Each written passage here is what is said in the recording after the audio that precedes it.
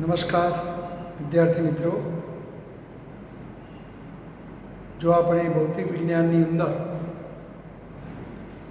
પ્રથમ પાઠનો અભ્યાસ કર્યો, તમે બધાએ તે સારી રીતે તૈયાર કરી દીધો હશે. લગભગ સારામાં સારી રીતે સમજાવવાનો મેં પ્રયાસ કર્યો જ છે. લગભગ તમને બધાને સમજ પણ પડી ગઈ હશે. તમારા પક્ષે સામે તૈયારી હોવી જોઈએ મિત્રો. માત્ર અમે તૈયારી કરીએ, તમે કશી તૈયારી ન કરો તો એ ખાતે તાળી પડે નહીં. બંને પક્ષે મહેનત હશે તો જ આપણને પરિણામ મળશે. હવે વધુ સમય આપણે ન બગાડતો, વિદ્યુતની અંદર આપણે આજે બીજો પાઠ નંબર 2, જેનું નામ છે સ્થિત વિદ્યુત સ્થિતિમાન અને કેપેસિટન્સ. આપણે 11મા ધોરણની અંદર ગુરુત્વાકર્ષણનું પ્રકરણ ભણેલા અને ગુરુત્વાકર્ષી બળોની અંદર ગુરુત્વીય સ્થિતિમાન એવો મુદ્દો ભણવાનો આવતો હતો. બસ એના જેવો જ વિદ્યુતના બળોવાળા પ્રશ્નો, વિદ્યુતના પ્રકરણોમાં વિદ્યુત સ્થિતિમાન આવશે. આ પાઠની અંદર આપણે આવા વિદ્યુત સ્થિતિમાનની વાત કરીશું. તદુપરાંત આપણે પાઠના બીજા તબક્કામાં વિદ્યુત ભારનો સંગ્રહ કરતી રચનાઓ, કેપેસિટરમાં સંગ્રહિત ઉર્જા, કેપેસિટરોનું શ્રેણી જોડાણ, કેપેસિટરોનું સમાંતર જોડાણ, આવા બધા પ્રશ્નો આ પાઠમાં ભણવાના આવશે. વિદ્યુત બળો ગુરુત્વાકર્ષી બળોની માફક સંરક્ષી બળો છે. સંરક્ષી બળો કોને કહેવાય એની આપણે થોડી યાદ તાજી કરીએ. 11મા ધોરણમાં ગુરુત્વાકર્ષણના ચેપ્ટરમાં તમે આવું કંઈક ભણેલા કે ભાઈ ધારો કે આ કોઈ મકાન છે, ધારો કે આ કોઈ બહુમાળી મકાન છે. આ મકાનના ભોંય તળિયે એક ટોકી પાણીનો હોજ બનાવેલો છે. હોજ જમીન ઉપર છે એટલે એની ઊંચાઈ આપણે 0 ગણીશું, એટલેથી ઊંચાઈ માપવાની શરૂઆત કરીશું. આ હોજમાં પાણી ભરેલું છે. તમે જોઈ શકો છો મિત્રો કે આ હોજમાં ભરેલું પાણી સ્થિર છે અને સ્થિર હોવાથી એનો વેગ 0 હશે. અને વેગ 0 હોય તો આ પાણીની ગતિ ઊર્જા 0 છે. એટલે પાણી પોતે ગતિ કરવાની કોઈ શક્તિ, ગતિ કરવાની કોઈ ઉર્જા ધરાવતું નથી. વળી પાણી જમીન ઉપર છે એટલે એની ઊંચાઈ 0. 11મા સ્થિતિ ઉર્જા, જેનું સૂત્ર mg h આવું કંઈક લેતા, પણ અહીં ઊંચાઈ 0 હોવાથી h 0 મૂકીએ તો સ્થિતિ ઉર્જા 0 છે. તો આમ અત્યારે પાણી પાસે નથી કોઈ ગતિ ઉર્જા કે નથી કોઈ સ્થિતિ ઉર્જા. માટે જો આપણે પાણીની કુલ ઉર્જા શોધી કાઢીએ તો કુલ ઉર્જા બરાબર ગતિ ઉર્જા વત્તા સ્થિતિ ઉર્જા. અત્યારે બંને 0 છે એટલે આ પાણીની કુલ ઉર્જા 0 છે. એટલે મારો કહેવાનો મતલબ કે પાણી પાસે કોઈ કુલ ઉર્જા જ નથી. બીજા શબ્દોમાં યંત્ર પાસે કોઈ ઉર્જા નથી, યાંત્રિક ઉર્જા 0 છે. જો આ પાણીને આપણે અહીંયા મકાનના ધાબા ઉપર રહેલી કોઈ ટાંકી છે, જો આ ટાંકીમાં પાણીને પહોંચાડવું હોય તો શું આ પાણી જાતે એના ઉપર જશે ભાઈ? હા, નીચે કે મોકલવું હોય તો જાતે જઈ શકે, કારણ કે પૃથ્વીનું ગુરુત્વાકર્ષી બળ નીચે તરફ ખેંચે. પણ આ તો આપણે ઉપર લઈ જવાની હોય છે. ગુરુત્વાકર્ષણ બળ કઈ તરફ હોય મિત્રો? નીચે તરફ હોય. એટલે જો કોઈ પદાર્થને નીચે જવાની વાત આવતી હોય તો કદાચ આ બળ કામ કરી પદાર્થને નીચે લઈ જાય. જેમ કે આ ડસ્ટર છે, અત્યારે મારા હાથમાં છે, પણ જો મારે એને નીચે લઈ જવું હશે તો મારે કશું જ કરવાની જરૂર નથી, ખાલી છોડી દઉં તો પૃથ્વીનું ગુરુત્વાકર્ષણ બળ પદાર્થને નીચે તરફ ખેંચી જશે, સ્થાનાંતર કરાવશે. એટલે કે ગુરુત્વાકર્ષી બળ દ્વારા કંઈક કાર્ય થશે.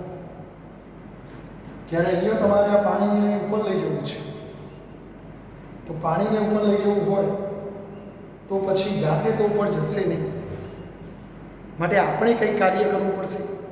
દોરડું લેવું પડશે, દોરડા સાથે ડોલ બોધવી પડશે અને ધાબા ઉપરથી આમ ડોલ નાખી અને આમાં પાણી ખેંચવું પડશે. અને એ પાણી ખેંચીને આપણે આમ ઉપર લઈ જઈશું અને આમાં ઠલવીશું. તો જો ગુરુત્વાકર્ષણ બળ નીચે ખેંચતું હતું, તમે પાણીને ઉપર લઈ ગયો, એનો મતલબ કે ગુરુત્વાકર્ષણ બળની વિરુદ્ધમાં પદાર્થને લઈ જવા માટે, એ પદાર્થ એટલે પાણીને લઈ જવા માટે આપણે કંઈક કાર્ય કરવું પડશે. અને આપણે કંઈક કાર્ય કરીશું તો આ કાર્ય જેટલી ઉર્જા આપણી ખર્ચાશે, આપણને થાક લાગશે, આપણી શક્તિ કંઈક વપરાશે, તો આ કાર્ય જેટલી ઉર્જા આપણી વપરાશે અને એના ફળ સ્વરૂપ આ પાણી બધું આ ટાંકીમાં અહીંયા આવી જશે. ધારો કે તમે આ રીતે પાણીને ત્યાં પહોંચાડી દીધું. હવે જો આ ટોંકીમાં રહેલું પાણી અહીં પણ જો એ સ્થિર જ છે, ટોંકીમાં આવી ગયા પછી એ ત્યાં સ્થિર હશે. સ્થિર હોય તો વેગ 0, તો એની ગતિ ઉર્જા તો 1/2 mv² મુજબ 0 થવાનું. પણ જો હવે આ પાણી કંઈક ઊંચાઈએ પહોંચે, ધારો કે આ મકાનની ઊંચાઈ h હોય, તો અહીં પહેલાં જમીન ઉપર હતું એટલે ઊંચાઈ 0 હતી, પણ હવે અહીં પહોંચે. જો પાણીનું કંઈક દર હશે, પાણી h ઊંચાઈએ છે, તો આ ઊંચાઈએ એની સ્થિતિ ઉર્જા mgh, જો એમની કિંમત કંઈક છે, ગુરુત્વ પ્રયોગ 9.8 અને ઊંચાઈ h, આ કિંમત મૂકો એટલે સ્થિતિ ઉર્જા કંઈક આવશે. તો આમ પાણી જ્યારે અહીંયા હતું એટલે એની ગતિ ઉર્જા 0 હતી, એ જ પાણીને અહીં પહોંચાડ્યું તો એની ગતિ ઉર્જા તો ત્યાં પણ એની 0 થઈ ગઈ છે. પરંતુ જો એની સ્થિતિ ઉર્જા જે 0 હતી એ અહીંયા mgh બની. પ્રશ્ન એ થાય કે આ સ્થિતિ ઉર્જા આવી ક્યાંથી? શું ઉર્જા સંરક્ષણનો નિયમ ખોટો પડ્યો? તો ના મિત્રો, અહીં સ્થિતિ ઉર્જામાં જે વધારો થયો એ બીજે ક્યાંથી નથી, પણ પાણીને આ ગુરુત્વાકર્ષણ બળની વિરુદ્ધમાં લઈ જવા માટે આપણે જે કંઈ કાર્ય કર્યું એ કાર્ય જેટલી ઉર્જા આપણી વપરાય અને એ જ ઉર્જા પાણીની સ્થિતિ ઉર્જા સ્વરૂપે પ્રાપ્ત થાય છે. તો આમ આપણે કરેલું કાર્ય પાણીની સ્થિતિ ઉર્જા સ્વરૂપે સંગ્રહિત થાય છે. જો અહીં તમે કુલ ઉર્જા શોધશો તો કુલ ઉર્જા બરાબર ગતિ ઉર્જા વત્તા સ્થિતિ ઉર્જા, પણ અહીં ગતિ ઉર્જા તો 0 છે એટલે અહીં 0 વત્તા સ્થિતિ ઉર્જા that means સ્થિતિ. તો આમાં કુલ ઉર્જા એ સ્થિતિ ઉર્જા જેટલી થશે. યાની કે મારો કહેવાનો ભાવાર્થ એ છે કે ગુરુત્વાકર્ષી બળની વિરુદ્ધમાં કરેલું કાર્ય એ પદાર્થની અંદર સ્થિતિ ઉર્જા સ્વરૂપે સંગ્રહિત થાય છે. હવે જો આપણે આ પાણીને અહીંથી છોડી દઈએ, જો કોઈ પાઇપ જોડેલી હોય, અહીં નળ કોક લગાવેલો હોય, કોક ખોલી દઈએ, તો જો એ પાણી જાતે હવે નીચે આવશે. જો જાતે નીચે આવે એટલે પાણી કંઈક ગતિ કરવા લાગ્યું, તો પાણી કંઈક ગતિ ઉર્જા પ્રાપ્ત કરે છે. પણ જો એ પાણી નીચે આવે એટલે ઊંચાઈમાં શું થાય? ઘટાડો. તો ઊંચાઈ ઘટે તો સ્થિતિ ઉર્જા ઘટશે. તો આમ ઊંચે રહેલું પાણી જ્યારે નીચે આવે તો એની ઊંચાઈમાં ઘટાડો થતો હોય, એની સ્થિતિ ઉર્જામાં ઘટાડો થશે, પણ એ જ સ્થિતિ ઉર્જા પાણીમાં ગતિ ઉર્જા સ્વરૂપે રૂપાંતરિત થશે. પાણી જાતે ગતિ કરીને નીચે આવશે, તો એ ગતિ કરવા માટેની શક્તિ પેલી સ્થિતિ ઉર્જામાંથી પ્રાપ્ત. એટલે અહીં સ્થિતિ ઉર્જામાં જેટલો ઘટાડો થશે એ જ ઘટાડો પાણીની અંદર ગતિ ઉર્જા સ્વરૂપે આપણને મળશે. પણ એ ગતિ ઉર્જા અને સ્થિતિ ઉર્જાનો કુલ સરવાળો તો અચળ જ રહેશે. જે અહીંયા તમે કાર્ય કરીને જે ઉર્જા આપી છે એટલો જ રહેશે. ટૂંકમાં ગુરુત્વાકર્ષી બળો એવા બળો છે કે આ બળોની અંદર કુલ ઉર્જા હંમેશા અચળ રહે છે જો સ્થિતિ ઉર્જા વધતી હોય તો ગતિ ઉર્જા ઘટતી હોય, ગતિ ઉર્જા વધતી હોય તો સ્થિતિ ઉર્જા ઘટતી હોય, પણ કુલ ઉર્જા હંમેશા અચળ રહે. અને માટે આવા બળોને સંરક્ષી બળો કહેવામાં આવશે, જેમાં ઉર્જાનું કુલ ઉર્જાનું રક્ષણ થાય છે. એટલે આવા બળોને સંરક્ષી બળો કહે છે. જો તમે સ્પ્રિંગ બળની વાત કરો, દાખલા તરીકે અહીં કોઈ ટેબલની સપાટી ઉપર આ કોઈ દિવાલ છે, એ દિવાલ આગળ તમે એક સ્પ્રિંગ ગોઠવેલી છે. આ સ્પ્રિંગ પોતાની મૂળ સ્થિતિમાં છે. ધારો કે તમે સ્પ્રિંગને આમ દબાવો તો જો સ્પ્રિંગ જાતે નહીં જાય, કારણ કે સ્પ્રિંગ સ્થિતિસ્થાપકતાનો ગુણધર્મ ધરાવે છે. તમે સ્પ્રિંગને આમ દબાવો તો સ્પ્રિંગની અંદર પુનઃસ્થાપક બળ આમ લાગે, અને માટે એ બળની વિરુદ્ધમાં તમારે સ્પ્રિંગને આમ દબાવવી પડશે. માટે એ પુનઃસ્થાપક બળની વિરુદ્ધમાં તમારે કંઈક કાર્ય કરવું પડશે, અને એ જ કાર્ય જેટલી ઉર્જા સ્પ્રિંગની અંદર સ્થિતિ ઉર્જા સ્વરૂપે સંગ્રહિત થાય. ધારો કે તમે એનો કોઈ બ્લોક ગોઠવો અને આ બ્લોકને ધક્કો મારીને આમ લઈ જાઓ તો સ્પ્રિંગ સંકોચાશે અને આ બ્લોક અહીં આવશે. પણ જો આમ જાતે નહીં જાય, એના માટે તમારે કંઈક તાકાત વાપરવી પડી. એટલે તમે કંઈક કાર્ય કર્યું અને એ જ કાર્ય જેટલી ઉર્જા એની અંદર સ્થિતિ ઉર્જા સ્વરૂપે સંગ્રહિત. જેવું તમે એને છોડી દેશો તો તમારે જો હવે કાર્ય નહીં કરવું, એ જ અંદર સંગ્રહિત થયેલી સ્થિતિ ઉર્જામાંથી આ પદાર્થને શક્તિ મળશે અને એ પદાર્થ પાછો આમ જશે એટલે ગતિ કરશે. તો એ ગતિ કરવા માટેની ઉર્જા પેલી સંગ્રહિત થયેલી સ્થિતિ ઉર્જામાંથી જ પ્રાપ્ત થશે.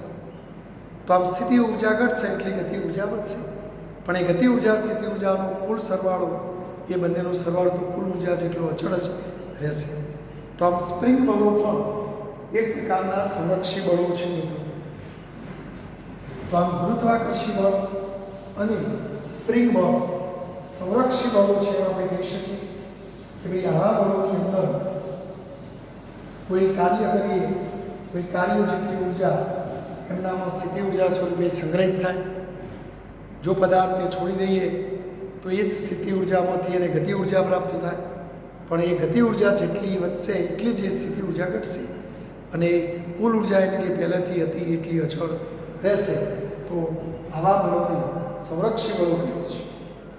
સ્પ્રિંગનું બળ, ગુરુત્વાકર્ષી બળ, વિદ્યુત બળ, આ પણ એક પ્રકારનું સંરક્ષી બળ છે.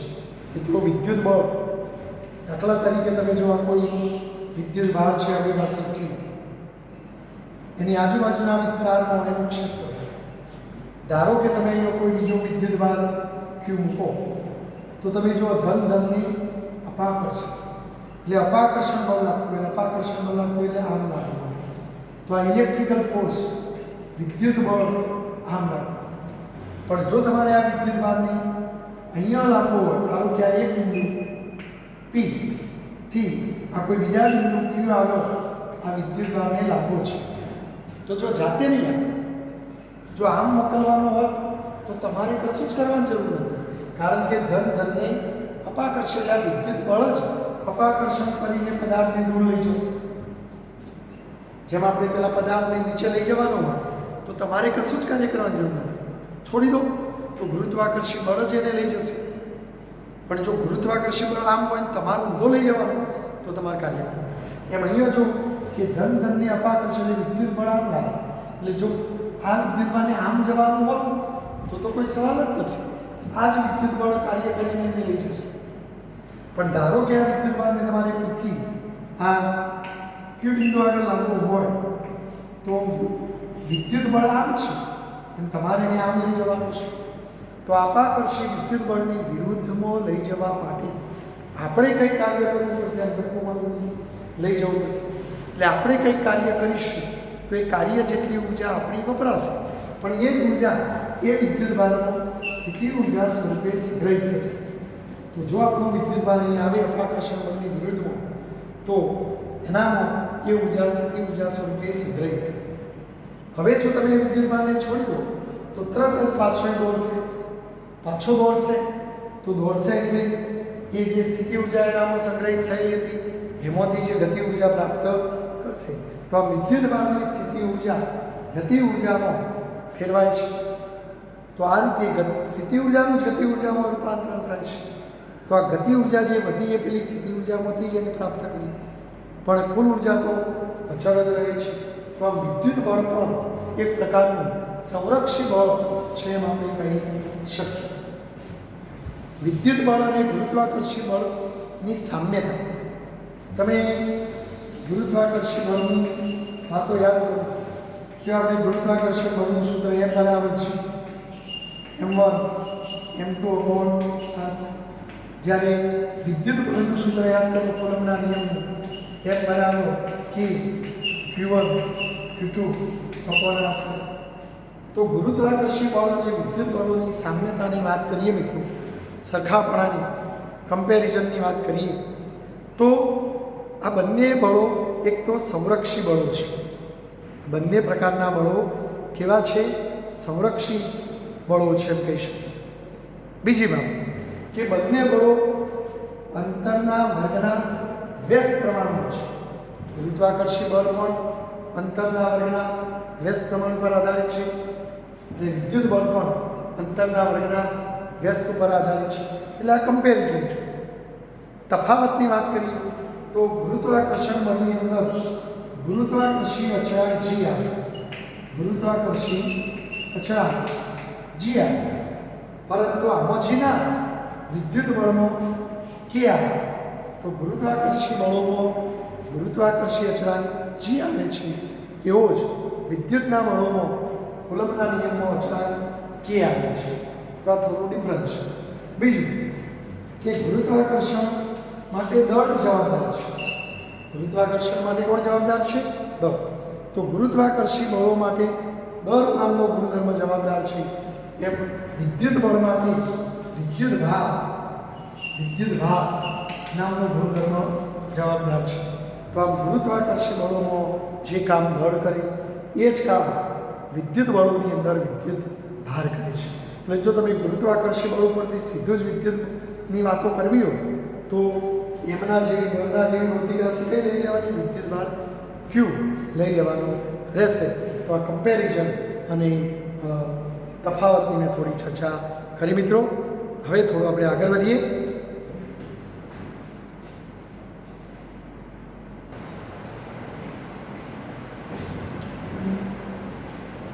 જો મિત્રો, કોઈ વિદ્યુત ભાર સંરચનાને લીધે મળતું વિદ્યુત છે. દાખલા તરીકે આપણે આ કોઈ ઉગમ બિંદુ લઈએ O, અને આ ઉગમ બિંદુઓ આગળ આપણે કોઈ કેપિટલ Q વિદ્યુત ભાર મૂકીએ. ધારો કે ઉગમ બિંદુઓ આગળ કોઈ કેપિટલ Q વિદ્યુત ભાર મૂકેલો છે. આ વિદ્યુત ભારને કારણે એની આજુબાજુના વિસ્તારમાં એનો વિદ્યુત ક્ષેત્ર તમે આમ બતાવી શકો. અને ધન વીજભારની ક્ષેત્ર રેખાઓ ધનમાંથી બહાર જતી હોય તો એનું વિદ્યુત ક્ષેત્ર આમ છે. હવે આ વિદ્યુત ક્ષેત્રમાં આપણે આજે વાત કરવા માંગીએ છીએ. ધારો કે આ વિદ્યુત ક્ષેત્રમાં અહીંયા કોઈ પી બિંદુ છે. આ પી બિંદુ આગળ હું કોઈ સ્મોલ કે વિદ્યુત ભાર કેવું ક્ષેત્ર છે જાણવા માટે આપણે જેમ પહેલા ચેપ્ટરમાં કોઈ સ્મોલ કે વિદ્યુત ભાર મૂકતા હતા, જેને આપણે પરીક્ષણ વિદ્યુત ભાર કહેતા, તો એ આપણે પરીક્ષણ વિદ્યુત ભાર Q મૂકીએ. તો તમે જાણો છો કે કેપિટલ Q વડે સ્મોલ Q પર બળ લાગશે. કેપિટલ Q વડે સ્મોલ Q પર લાગતું બળ, જેને આપણે વિદ્યુત બળ કહીશું, એમ ઇલેક્ટ્રિકલ ફોર્સ. અને તમે જાણો છો, ધારો કે આપણે આ બંને વિદ્યુત ભારો સજાતીય છે, Q અને Q સજાતીય છે, તો જ અપાકર્ષણ થાય. તો આ બળ ધનને અપાકર્ષે એટલે આપણું Fe બળ ઇલેક્ટ્રિકલ ફોર્સ આમ લાગતું હોય. તો આ વિદ્યુત ક્ષેત્ર આમ બળ લગાડે. વિદ્યુત ક્ષેત્ર વડે લાગતું બળ પણ તમે જાણો છો, યાદ કરો EQ. જો વિદ્યુત ક્ષેત્રમાં કોઈ Q વિદ્યુત ભાર મૂકવામાં આવે તો લાગતું બળ બરાબર Q અને ઇલેક્ટ્રિકલ ફોર્સ. હવે આપણે જો આ ક્યુ વિદ્યુત બાળની અહીંથી ધારો કે અહીંયા લાવવા માંગીએ છીએ આ બિંદુ, એટલે કે જો સ્મોલ ક્યુ વિદ્યુત બાળની પી બિંદુથી ખસેડીને આ બિંદુએ લાવવો છે. વળી આ પરીક્ષણ વિદ્યુતભાર નાનો છે માટે એને કારણે આ મૂળ વિદ્યુતભાર તંત્ર ઉપર કંઈ અસર ન થવી જોઈએ, એને કોઈ ખલેલ પહોંચાડતો નથી. જેમ આપણે હમણાં જ મેં વાત કરી કે નીચે પાણીની ટોંકીમાંથી પાણીની ધાબા ઉપરની ટોંકીમાં લઈ જાઓ, પણ જો એ પાણી તમે એટલું લઈ જવાનું તમારે કે જેથી એ ઉપરના ધાબાની કોઈ અસર ન થાય. નહીંતર એટલું બધું પાણી તમે લઈ જાઓ જેથી ધાબું વજનને કારણે તૂટી પડે તો કોઈ મિનિંગ નથી રહેતું. એટલે આપણે આ સ્મોલ ક્યુ એટલો નાનો છે કે જે કેપિટલ ક્યુને કોઈ ખલેલ પહોંચાડતો નથી. પણ જો આને મારે અહીંયા આમ લઈ જવું છે, જો વિદ્યુત બળ આમ લાગતું એટલે જો આમ લઈ જવાનું હોય તો તમારે કશું જ ના કરવું પડે, એ વિદ્યુત બળ જ એને લઈ જાઓ. પણ અહીંયા હું બધી વાત કરું છું કે આ કેપિટલ ક્યુને મારે આ બિંદુએ લાવવો છે. એનો મતલબ કે આ અપાકર્ષી વિદ્યુત બળની વિરુદ્ધમાં તમારે અહીંયા લાવવો છે. તો આ લાવવો છે તો તે માટે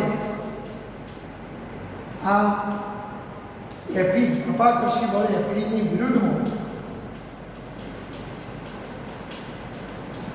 કોઈ બાહ્ય બળ, આપણે કોઈ બાહ્ય બળ લગાવવું પડશે. અને આવા બાહ્ય બળને બાહ્ય એટલે એક્સટર્નલ ફોર્સ, આપણે કંઈક બહારથી બળ લગાડવું પડશે અને એ પેલાની વિરુદ્ધમાં લગાવવું પડશે. અને આવું કોઈ બાહ્ય બળ લગાડવું નહીં, લઈ જવામાં આવે છે. ધારો કે આપણે એક વિદ્યુત ભારને આ એ બિંદુએથી આ બિંદુ આગળ લઈ જવું છે, પણ એના માટે આપણે બહારથી આપણે કંઈ બળ લગાડવું પડશે. આ બાહ્ય બળ જે આમ લગાડવું પડશે એટલે તમારે એક્સટર્નલ ફોર્સ બહારથી તમે લગાડશો, એક્સટર્નલ એટલે બાહ્ય એટલે હું એક્સની પ્રત્યે લગાડીશ, એ તમારે આમ લગાડવું પડશે. અને તમે લગાડશો એટલે તમારે કંઈક કાર્ય કરવું પડશે. આ બળ લગાડવા જોઈએ તમારે એને આમ ધક્કો મારવો પડશે, અને ધક્કો મારશો એટલે વિદ્યુતભાર ગતિ કરશે. તમે લગાડેલું બળ, જો તમે લગાડેલું બળ એફ એક્સટર્નલ, જો એને કારણે તમારું આ વિદ્યુતભાર થોડું સ્થાનાંતર કરે તો આ બળ વડે જો એફ એક્સટર્નલ બળ લગાડો એના વડે ડીઆર જેટલું સ્થાનાંતર થાય તો થતું કાર્ય આપણે યાદ કરો, કાર્ય બરાબર એફ ડોટ ડીઆર.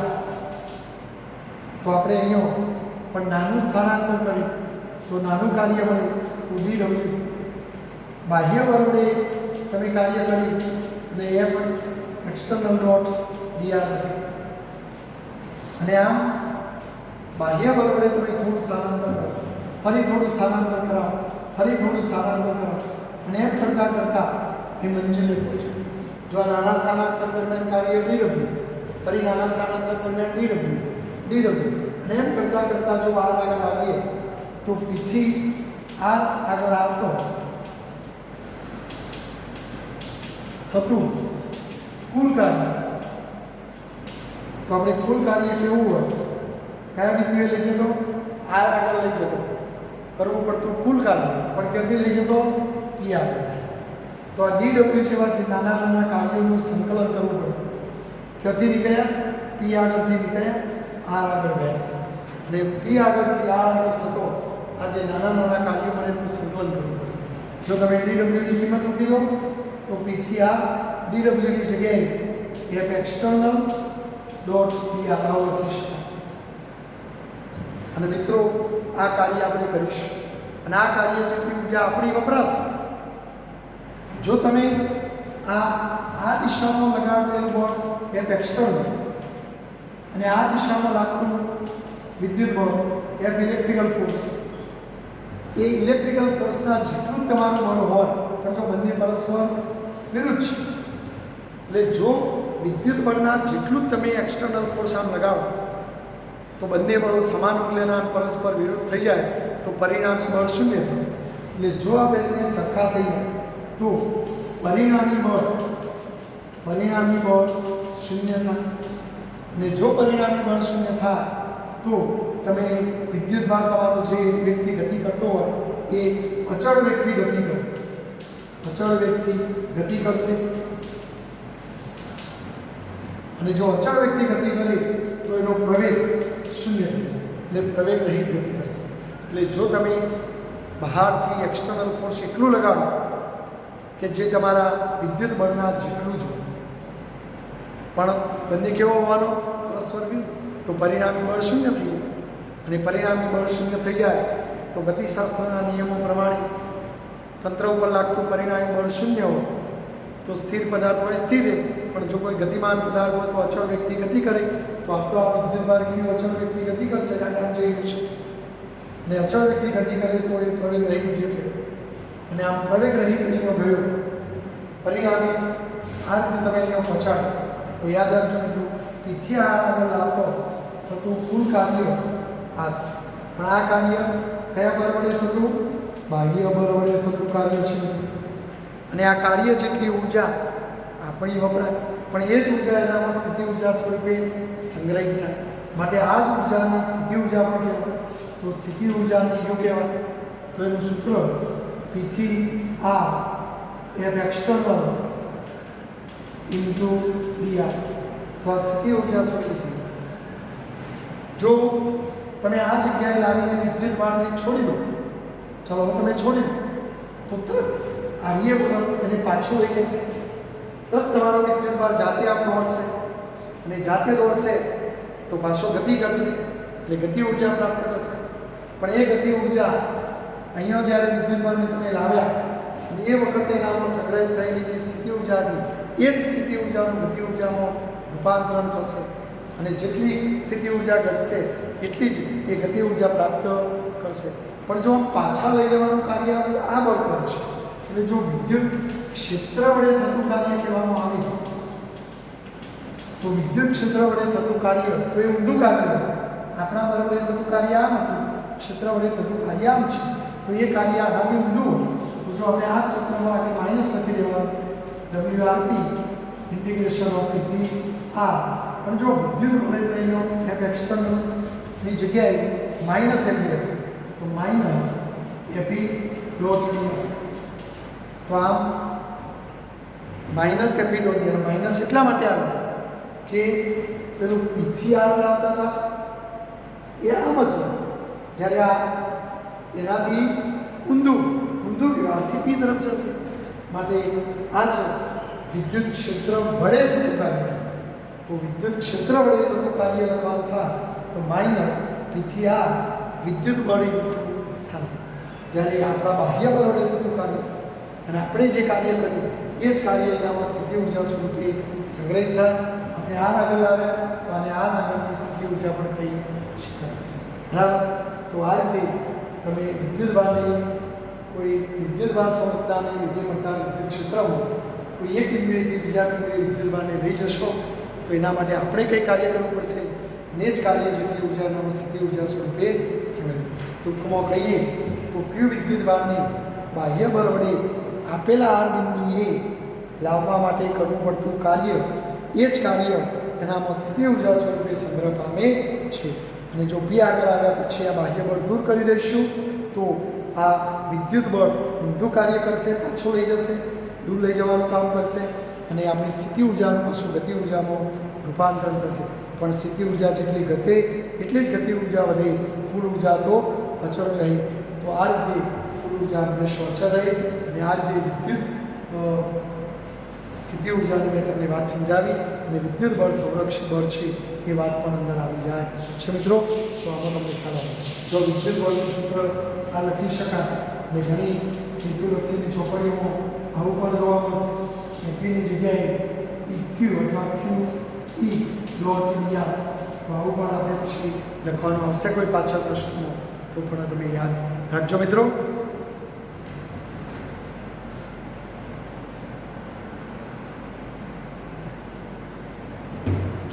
જો મિત્રો વિદ્યુત ક્ષેત્ર વડે થતા કાર્યનું આ સૂત્ર મેં લખ્યું છે. જો વિદ્યુતભારનો એકમ કુલમ હોય વિદ્યુત ક્ષેત્રની તીવ્રતાનો એકમ ન્યૂટન પર કુલમ હોય અને આ સ્થાનાંતરનો એકમ મીટર હોય તો એ કુલમ ઉડી આવે ન્યૂટન ઇન્ટુ મીટર અને ન્યૂટન ઇન્ટુ મીટર એટલે જૂલ. તો આ તમે કરેલા કાર્યનો એકમ જૂલ અને ઉર્જાનો એકમ પણ જૂલ જ. માટે તમે કરેલું આ કાર્ય જ સ્થિતિ ઉર્જા સ્વરૂપે સંગ્રહિત થાય તો આ ઉર્જાનો એકમ પણ બને. તો આ ઉર્જાનું સૂત્ર છે એમ કહી શકાય મિત્રો.